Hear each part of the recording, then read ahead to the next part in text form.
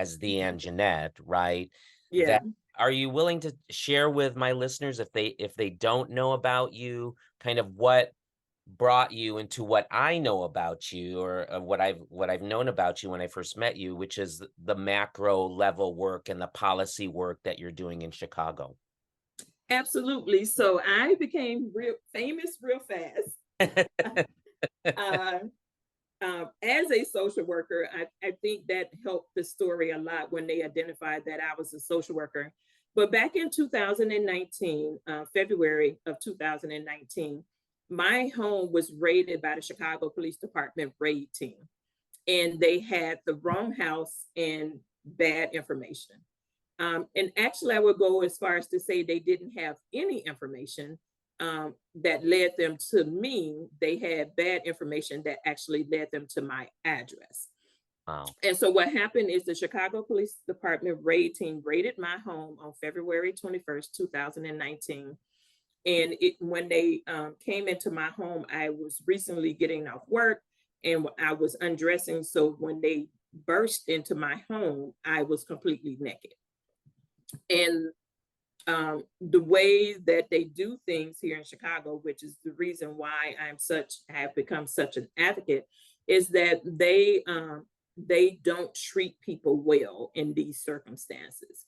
So they burst into my home and they did not have the correct information to lead them to me. But instead of them, listening to me or trying to understand that they had it wrong, they handcuffed me while I was naked and they continued to search my home. And this went on for about 40 minutes before they realized that they had the wrong place. And Wow. in the midst of these 40 minutes, I'm trying to tell them that they have the wrong place. So I'm crying, I'm pleading. At this point, I'm completely traumatized and afraid because they came into my home with big guns, Mm. with guns that had lights and scope, assault rifle type guns. You were by Um, yourself in your house. I was by myself in my home when this happened to me. So I was by myself. Very terrifying moment.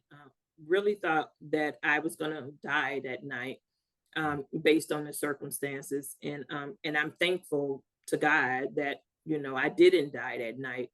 And so I've been using that story as a platform for a few reasons. One, to expose the city of Chicago for the bad work that they're doing in the way that they do raids in the city of Chicago. Because in my efforts to seek justice for myself, I've learned that there are over 200 families in the city of Chicago who they've done the same thing to. Wow. And they continue to operate this way because no one has held them accountable. How did you come to know that there were all these families? Did people just start reaching out to you and saying, "Hey, that happened to me," or how did that happen? So in my efforts to seek justice for myself, I reached out to a local news station here in Chicago. So before I reached out to them, I saw a story on the news, and this local station in Chicago was doing stories about the very thing that happened to me. Mm. And so I saw this story on the news, and so I reached out to the station to say, "Hey, I want to tell my story. I saw your story and I want to tell my story because this exact same thing happened to me as well." And in my working with this news station to create my story, that's how I found out that they had been investigating for years. And even though they were investigating as a news station and reporting on this, it wasn't until my story that people started to pay attention to what was happening. Wow. And I think my story was so significant because I was this social worker who, right, that I lived my days of like serving others, this public service person, and they had it wrong. And so I think people were able to connect with my story more because they didn't see me as someone who deserved what happened to me. And not that any of the families deserve it, but I think sometimes in society, if you are connected to something illegal, then people kind of see it as, you put yourself in that situation for the police to raid your home. Right. right? But that was not the case for me. And you're a woman, I mean, there's automatically that perception that Yes. you must have done something wrong, right? Otherwise, Exactly, exactly. And so that wasn't the case with my story. People, the way we presented my story, people knew that I had done nothing to deserve the police to be at my door. And I right, think that really resonated with people. Like, if that happened to her, a social worker who has no, involvement in crime, if it happens to her, it can happen to me. right, And I think people really resonated with that. right. That must have been very scary. Absolutely. I was not sure or what I wanted to do with it. As I reached out to the news station and we started to do interviews and collect information to prepare for this story. Um, Initially it was just all about me advancing my legal case, because the city was fighting us about everything, and so we couldn't get information that we needed because the city was like blocking things. And so this news story was a way for me to access things that I needed for my legal case. Right, right, And when we put the story together, um, the news station and my legal team, they worked together to put all the things in place. And of course they had to use professionals to digitize it, because I was naked and all of those things. right, So right. they sent me the final video that was going to air on TV, and this video was like 8 minutes long. Th- So they had taken everything and condensed it down. I mean, that's Forever, yes. story for a newscast to spend 8 minutes. Yeah. Yes, exactly. And so they sent me the final video to review and to give my approval, as we were preparing for the story to air. And it was so traumatic for me that the video was 8 minutes long. I was only able to watch about a minute and a half of it, God. because hearing my own voice and the terror and the fear that I had that night, to listen to that was too emotionally hard for me. And so I started watching the video, and about a minute and a half in, I just turned it off. And that happened in 20 the incident happened in 2019. The video comes out in 2020, and we're now in 2023. And I would say that I've never watched the entire 8 minute video, um, because it was just too hard for me. And Right, so I just was like, trusted my team to say, okay, let's move forward with it, right, in spite of the fact that I didn't watch the entire thing. And it was never something that I, was proud to do. I did it because I felt like it was necessary to do. right, right. I mean, and that's so fascinating that you've never seen the whole video because I'm thinking to myself, you've got this whole team and you, right, kind of providing all the information, putting Mhm. this all together, but you haven't even seen the video.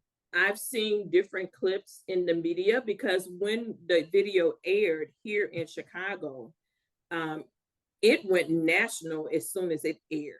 Oh, Like, I had people the very next day, from all over the country, calling my legal team for an interview with me, because it caught. I mean, it went viral the same night that that they released it.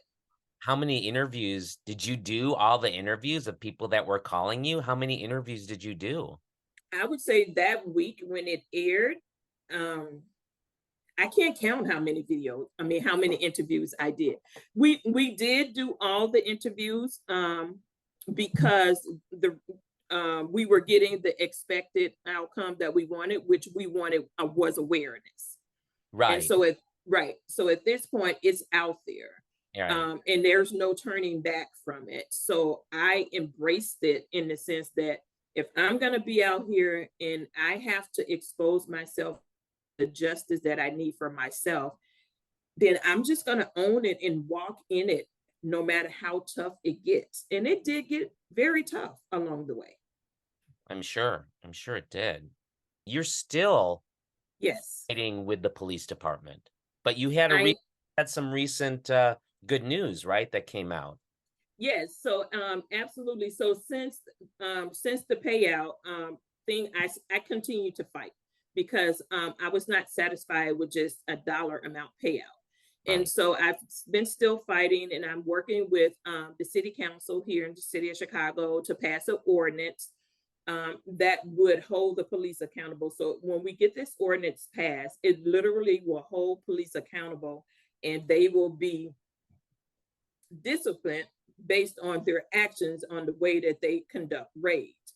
So some of the things that we're asking for in this ordinance are what we call common sense policing.